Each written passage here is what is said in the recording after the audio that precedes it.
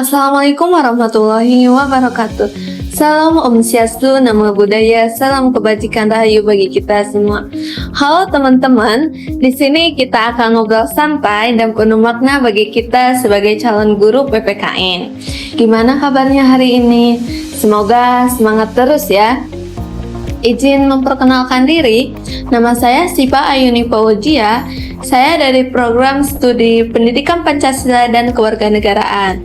Nah, saya di sini nggak sendiri saja nih, ada teman-teman hebat saya atau teman-teman seperjuangan. Silakan untuk memperkenalkan diri. Baik, terima kasih Sipa. Izinkan saya memperkenalkan diri. Saya Erwin Erwianti dari program studi Pendidikan Pancasila dan Kewarganegaraan. Dan ini teman saya. Hai teman-teman, perkenalkan nama saya Idi Khairunisa. Kebetulan saya juga sama seperti kedua teman saya dari program studi Pendidikan Pancasila dan Kewarganegaraan. Bagaimana nih kabarnya kalian hari ini? Alhamdulillah baik ya, bisa senang gitu bisa ngobrol-ngobrol santai di sini. Ya, oke, kita mulai dari yang pertama aja nih ya. Kan guru sebagai pendidikan profesional. Nah, Erwin, ini kan kedengarannya ya formal banget ya. Sebenarnya profesional itu artinya apa sih buat guru? Apakah cuma punya sertifikat atau S2 saja atau gimana nih? Nah, ini penting untuk diluruskan ya. Profesional itu bukan hanya sertifikat aja gitu ya sih Pak, tetapi itu soal kualitas dan skill gitu. Guru profesional itu ibaratnya chef bintang 5 loh. Dia tahu konten atau bahannya, tapi dia tahu banget gitu teknik memasak atau pedagogiknya. Yang pas buat setiap tamu atau siswa gitu. Dia harus menguasai materi, tapi yang lebih penting dia juga tahu bagaimana cara menyampaikannya biar siswa itu paham gitu dan terlibat, bukan cuma mendengarkan dan menghafal saja. Guru profesional itu selalu belajar dan upgrade tentang metodenya gitu. Oh, berarti kalau ada guru yang metodenya monoton, ceramah dari awal sampai akhir, itu tandanya dari dia belum profesional ya, meskipun dia sudah senior gitu.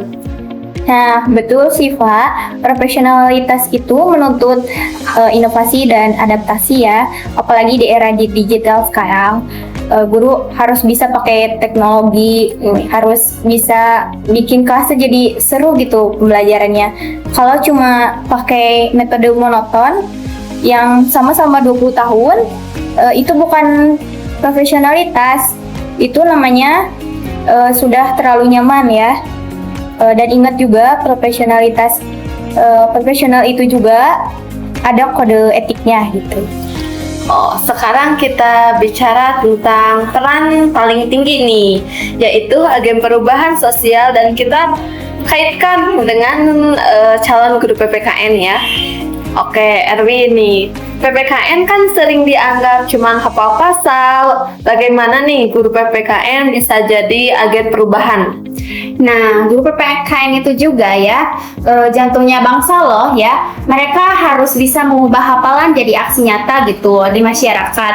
Mereka harus bisa membuat siswa punya kesadaran yang kritis gitu terhadap masalah yang ada di sekitarnya gitu ya. Nah, guru PPKN tidak cuma menjelaskan atau mengajarkan apa itu moral, etika, dan tanggung jawab kebangsaan gitu ya, tetapi mengajarkan kenapa kita harus punya itu. Nah, bagaimana cara menerapkannya di tengah masalah yang ada. Nah, misalnya itu seperti diskusi tentang korupsi gitu ya, bukan cuma soal pasal, tapi soal kerusakan sosial yang ditimbulkannya gitu. Tepat ya, jadi guru PPKN itu harus mendorong siswa untuk mencari solusi. Tanggung jawab kebangsaan itu bukan cuma soal upacara bendera harus ya. Tapi itu soal adaptasi aktif ya. Misalnya mengajak siswa bikin proyek kecil untuk mengatasi masalah sampah di lingkungan sekolah gitu ya. Itu sudah implementasi gotong royong dan tentunya juga kemanusiaan. Berarti kalau ada PR nih PPKN yang meminta siswa proyek anti hoax nih, ya kan anti hoax di media sosial itu sudah masuk kategori menanamkan tanggung jawab kebangsaan ya, dan melawan penyebaran informasi palsu bukan sih? Atau gimana nih?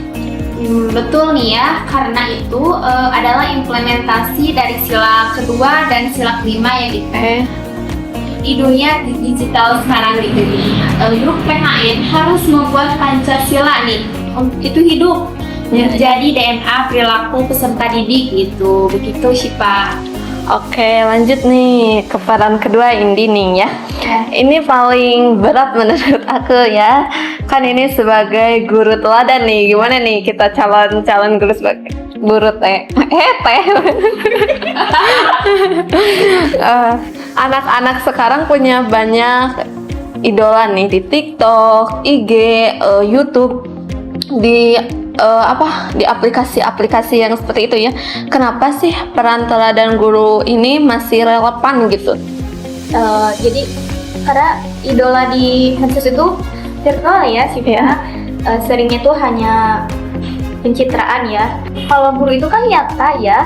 Siswa melihat guru itu secara langsung setiap hari, setiap hari selama berjam-jam gitu ya. Keteladanan guru itu adalah kurikulum karakter yang nggak perlu dihafal gitu. Nah, saya setuju ya. Kelas itu integritasnya guru itu diuji. Misalnya kalau ada guru yang mau mengakui kesalahannya gitu di depan siswa karena salah menghitung nilai, itu mengajarkan kerendahan hati gitu ya, dan tanggung jawab jauh lebih daripada sekedar memberikan nilai gitu yang bagus gitu. Itu namanya guru teladan gitu. Wah, poin bagus nih Erwin. Mengakui kesalahan di depan siswa ya, itu teladan yang keren banget ya menurut aku. Sekarang kita tentang peran paling tinggi nih, yaitu agen perubahan sosial.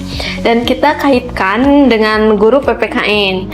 Oke, Erwin, PPKN kan sering dianggap cuman hafal pasal aja, bukan? Bagaimana sih guru PPKN bisa jadi agen perubahan? Nah, guru PPKN itu ya jantungnya bangsa loh. Mereka harus bisa mengubah hafalan itu jadi aksi nyata di masyarakat gitu ya. Mereka harus bisa membuat siswa gitu punya kesadaran yang kritis terhadap masalah yang ada di sekitarnya gitu. Nah, guru PPKN juga tidak cuma mengajarkan apa itu nilai moral, etika, dan tanggung jawab kebangsaan gitu ya, tetapi mengajarkan kenapa kita harus punya itu dan bagaimana sih cara menerapkannya di tengah masalah yang ada gitu. Misalnya nih diskusi tentang korupsi gitu ya, bukan cuma soal pasal, tapi soal kerusakan sosial yang ditimbulkan ya di Indonesia. Wah, obrolan kali ini kita sangat seru banget ya, dan sangat bermakna nih bagi seorang calon guru gitu ya. Obrolan kita hari ini sangat padat, terus menarik juga gitu, dan mengalir banget. Jadi kesimpulannya, profesional itu soal skill dan update ilmu. Teladan itu soal attitude dan integritas, dan agen perubahan itu soal membuat siswa berani bertindak demi masyarakat nih. Apa sih yang kalian ingin sampaikan atau kesimpulannya dari pembahasan kita ini? Baik, jadi untuk para calon guru gitu ya, ingat Anda itu adalah pahlawan sejati ya, arsitek masa depan. Jangan lelah untuk menjadi contoh yang baik. Keteladanan Anda itu adalah warisan terbaik bagi anak bangsa. Pesan saya ya, jangan takut untuk keluar dari zona nyaman gitu ya. Teruslah jadi guru yang kreatif dan kritis gitu. Jadikan PPKN itu pelajaran yang paling seru gitu ya, karena isinya itu adalah kehidupan kita sehari-hari gitu ya. Wah, Semangat. semoga ya teman-teman acara diskusi ini bisa menginspirasi dan membantu kalian gitu ya. Semoga dapat bermanfaat ya. Ya. Dan Terima kasih ya kepada kalian yang sudah berbagi ilmu, bisa menginspirasi kepada kita. Terima kasih banyak Erwin dan Indi atas insight dan obrolan santai. Sampai jumpa di podcast berikutnya. Bye bye.